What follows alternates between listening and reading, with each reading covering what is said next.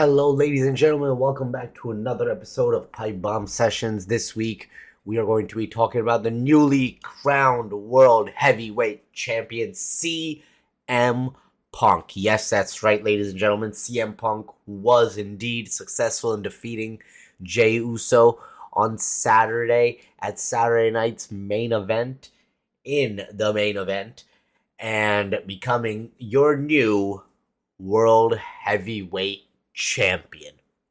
Now, there's a lot to unravel in this situation, right? I mean, one of the things that I keep hearing is that apparently Jey Uso possibly could have stalled the match out a little bit longer than expected.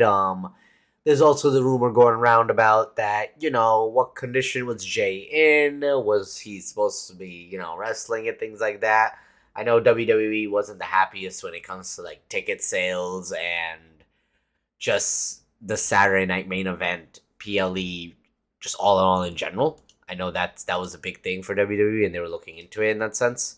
So I believe that it was cool. It was dope to see CM Punk win the title. Obviously, after Rollins is now put on the shelf for at least 6 months with that shoulder surgery, they needed someone to hold that title, and I totally understand why that why CM Punk was the call to make. Do I agree with it? I will say that yeah. I mean, Punk had the title won already once, got it cashed in on. He technically almost had it won again, and Rollins just took advantage of a situation type of deal. So it's like, all right, what are we exactly doing here, right? And the thing is Punk going to be holding this title for a very long time? I think that's another very big factor that people have to think about.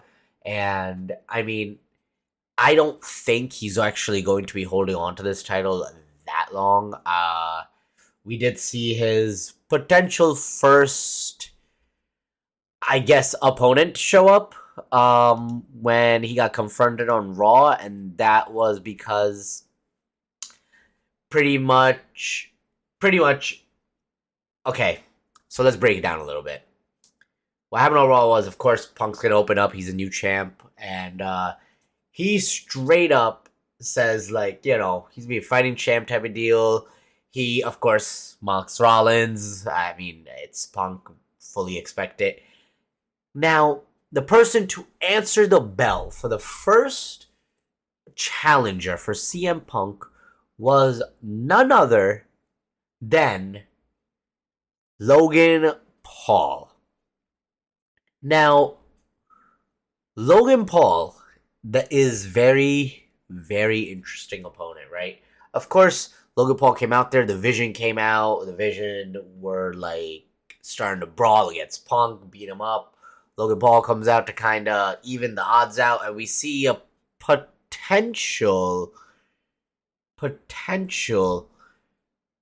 face situation turn. I'm not really sure on how I kind of want to react to it, right? And so it's like, all right, what's happening here? What's happening and what are we doing? You know what I'm saying? So I think it's very, very interesting. Just the mere and simple fact that we got a babyface tease in 2025 of Logan Paul. I mean, was that something that was expected and really seen and just happening that I see? Absolutely not. Last time I believe we saw Logan Paul, oof, man, it's been a little bit. So him returning, confronting Punk, and then attempting to help him out in the beginning of Raw was indeed that babyface Logan Paul tease. And I'm gonna be honest, no one actually wanted a babyface Logan Paul. I don't think it actually works for his character. His character is built on him absorbing and really, really going against all the hate he's receiving, going against all odds all the time, people not taking him as serious possibly. So Logan Paul is like that type of character. He's the type of character where people don't like you, you're not from the business, you already like may not be the most liked person on, out on your own freaking podcast and show and reality and things like that. So it's like you kind of just take that and you take all the hate from everybody else and you bring it in WWE, build this character on it, right? And this character from Logan Paul that they've built for him is a lot of himself acting like himself, which, honestly speaking, it's a good character. It works for Logan Paul because it is who he is at the end of the day. I don't think turning him a face currently or even just going forward, I don't know if it's really the big right thing to do. And of course, by the end of the night, we see the main event, and who else? It's The Vision versus Jey Uso and Punk in a tag match.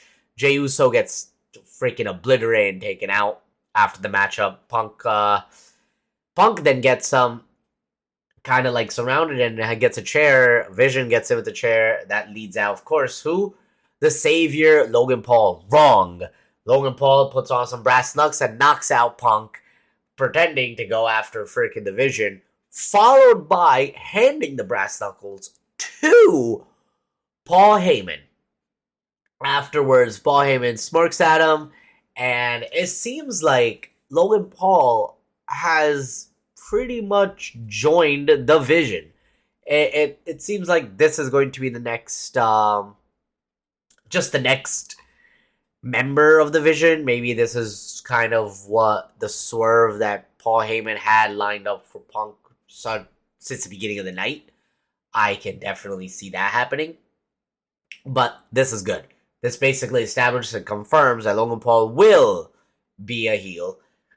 Him knocking out Punk now means that him and Punk are going to be involved in not only a world title matchup, but they could be involved in War Games. So, Logan Paul could possibly also be on the War Games team. That makes 3 on Paul Heyman's side. There's a 4th already, in my opinion, and he can return at any moment. And that man is Brock freaking Lesnar, and they need a 5th. They would need a 5 against the 5 of, I assume it'll be in some type of form of Punk, Roman, one or both the Usos possibly, and then a 5th member of their own. Now, previously I would have said that face and that guy is going to be LA Knight, but I know I'm not the only one who is a little concerned that, hey, LA Knight was, he just wasn't even involved and even available for Raw, and I wasn't really the biggest fan about that.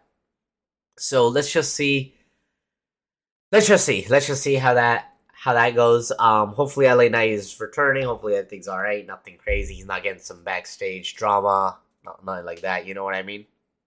Speaking of backstage drama, the Judgment Day situation is, again, ladies and gentlemen, coming to a freaking whole different just chapter where it looks like not only are the Judgment Day members upset with Dirty Dom, they think that Dirty Dom is really just playing for his own team. The crazy part is, this man is literally proving to them he's playing for his own team. How do we know that? Because he's been aligning himself, well, with the Americanos and really been getting their assistance in a lot of their matches. Of course, Dirty Dom doesn't have a lot of the Judgment Day members even coming out for him. He has set up the Judgment Day in ways where they are, trying to regain the freaking gold they lost, but at the same time, Dom is really only thinking about the gold he has around his waist, which is very, very interesting in my opinion, right? Like, okay, what are you going to do, Dirty Dom, when you don't have any help? Obviously, he's been doing all these, little small tactics to get a W. We saw at Saturday Night's Main Event when he rang the bell and Rusev thought he won, even though it was a match and it was still going on at the end of the day, right? So, what does that really mean in that sense? I'm just not sure. I don't know the fallout of this whole Dirty Dom situation, and I think it's pretty straightforward, and the reason being is because we've been seeing this tease with all of these guys for how long at this point, right? How freaking long. And, of course, we had a tag title match on Raw with Finn and JD trying to recapture it against Dragon Lee and AJ Styles, of course, Dirty Dom then comes to the ring at some point. He comes, tries to assist, and what happens is, I think that because of Dirty Dom, he was going to cheat and try to hit Styles. The ref comes in the middle. Sheamus comes out at one point, and so it's like, okay, like I don't know what's going on right now, right? There's just so much chaos going on in a tag team matchup. Out of nowhere, in the end, who ends up winning and retaining is Styles and Dragon Lee. However, what actually happened, right? Um, was it Dirty Dom's fault? Yes, potentially.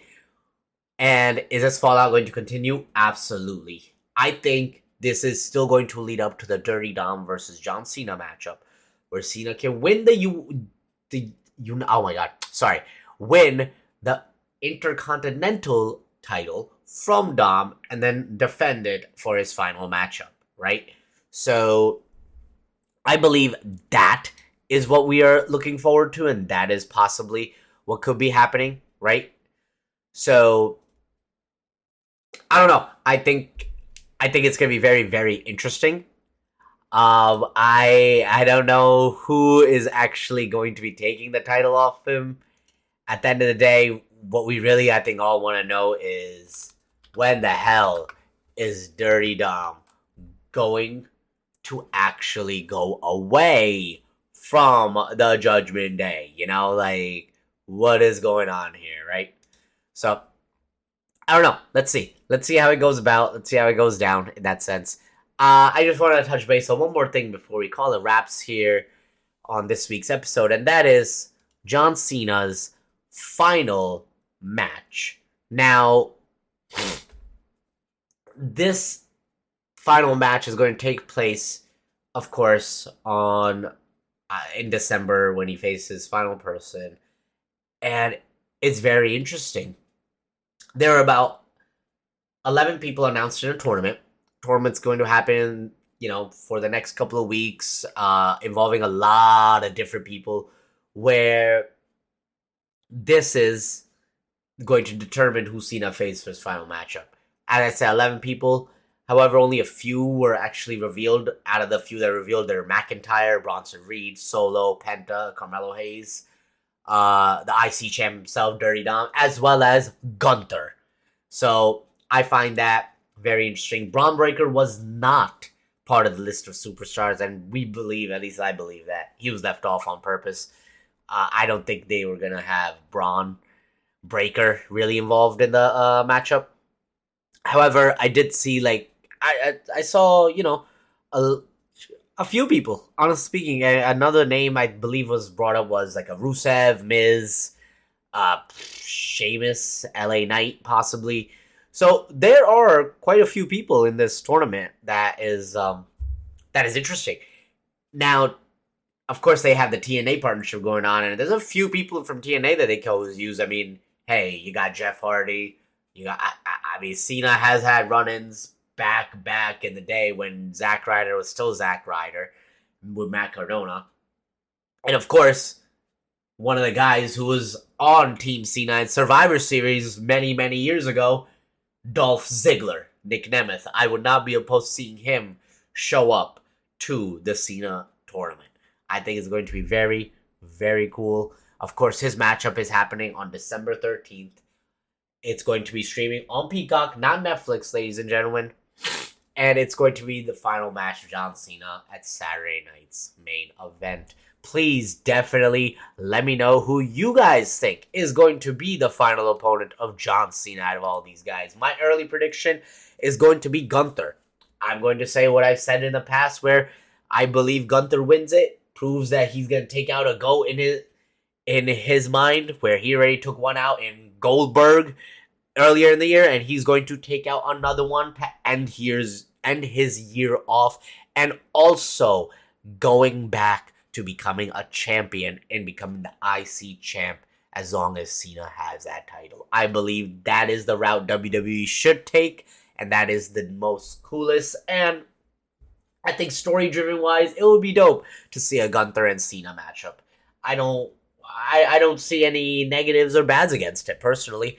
I think it would be really cool, and let's get this tournament rolling. All full steam ahead, all aboard. We're getting this thing rolling. First thing next week, Monday Night Raw. Don't forget to tune in on Monday night for some Raw, ladies and gentlemen. Don't forget to tune in this week as well as all the other weeks coming up, as you guys all have. Thank you so much again. Appreciate it. And don't forget to tune in and subscribe and like as always, guys. Appreciate it. I'll see you guys next week.